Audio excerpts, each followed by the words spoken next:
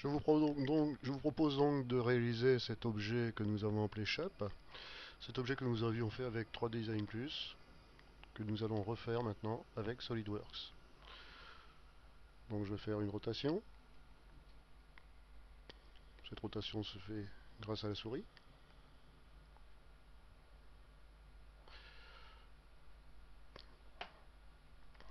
Nous avons ici les différentes icônes. Vue de face, vue arrière, vue de gauche, vue de droite, vue de dessus, vue de dessous, perspective isométrique, perspective trimétrique, perspective dimétrique.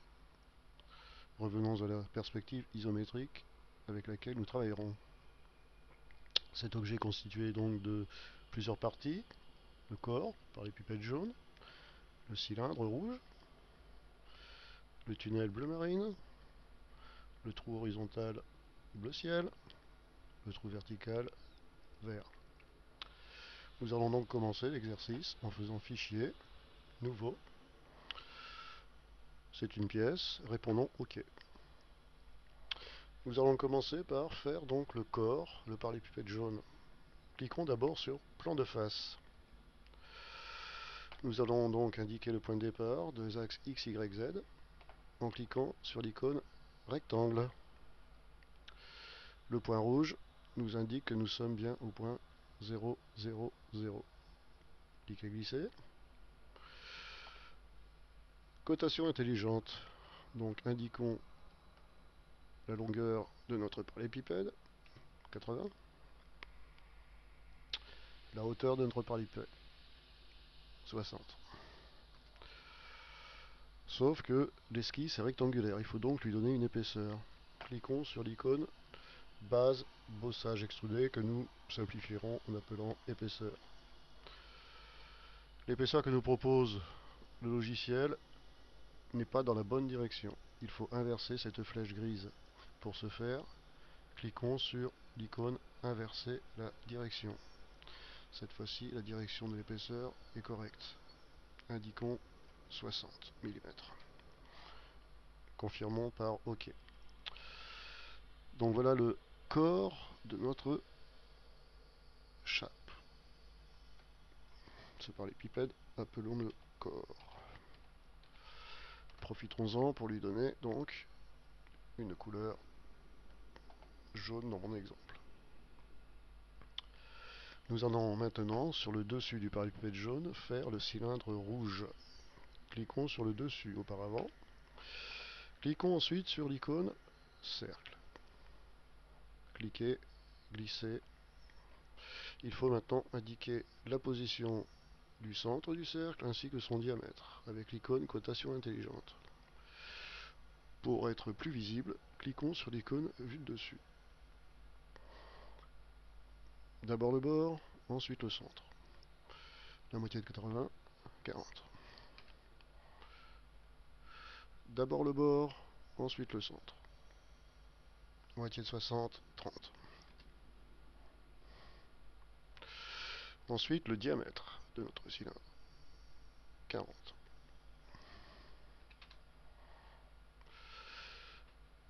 Recliquons sur l'icône perspective isométrique. Notre cercle n'a pas de hauteur. Cliquons sur l'icône épaisseur. La direction est bonne. Indiquons la hauteur de notre cylindre, 50. Cliquons sur l'icône extrusion de, appelons le cylindre. Profitons-en pour lui donner une couleur rouge en l'occurrence. Nous allons maintenant creuser le tunnel. Cliquons d'abord sur la face avant. Ensuite, cliquons sur l'icône rectangle.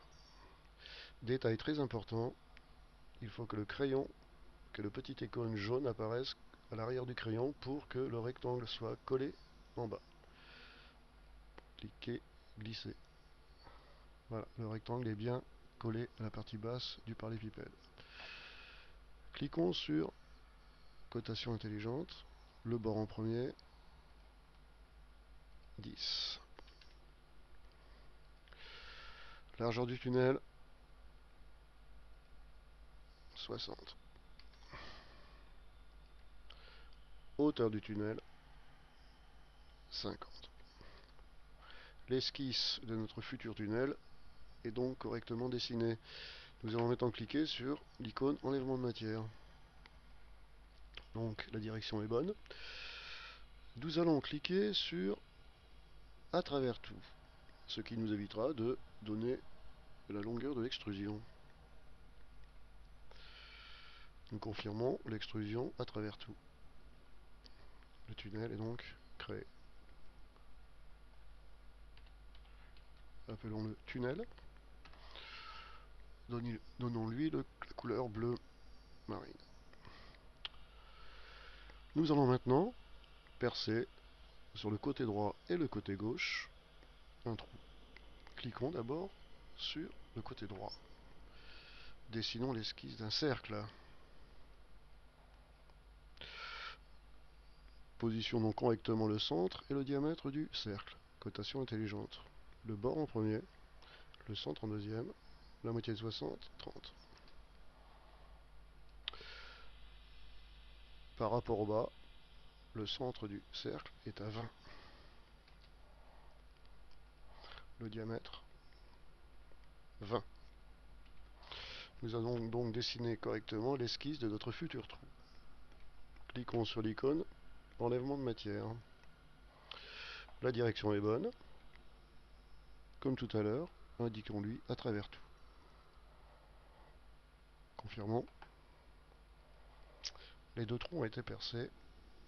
Nous appellerons ces deux trous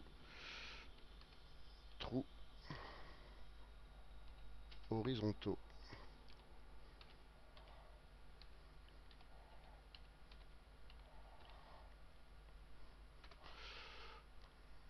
Donnons-leur une couleur, le ciel. Nous allons finir l'exercice par percer un trou vertical qui va traverser le cylindre ainsi que cette paroi jaune. Cliquons tout d'abord sur le dessus. Mettons-nous tout de suite en vue de dessus. Cliquons sur l'icône cercle. Il faut indiquer correctement le centre et le diamètre du cercle. Cliquons sur l'icône cotation intelligente. Le bord en premier, le centre en deuxième. La moitié de 80, 40. Le bord en premier, le cercle en deuxième, le centre du cercle en deuxième, la moitié de 60, 30. Et le diamètre du cercle, 20. Revenons en perspective isométrique.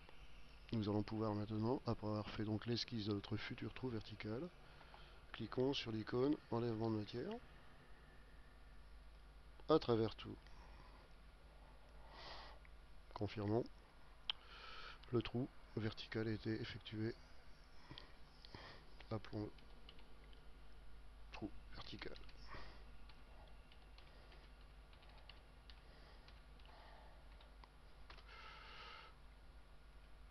Donnons-lui la couleur verte. L'exercice est terminé.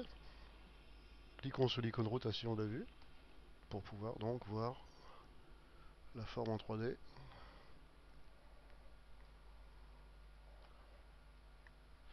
Cliquons sur l'icône vue de face, vue arrière, vue de gauche, vue de droite, vue de dessus, vue de dessous. Revenons à notre perspective isométrique. Sauvons notre travail, fichier, enregistrer sous. Appelons cet exercice SHAP.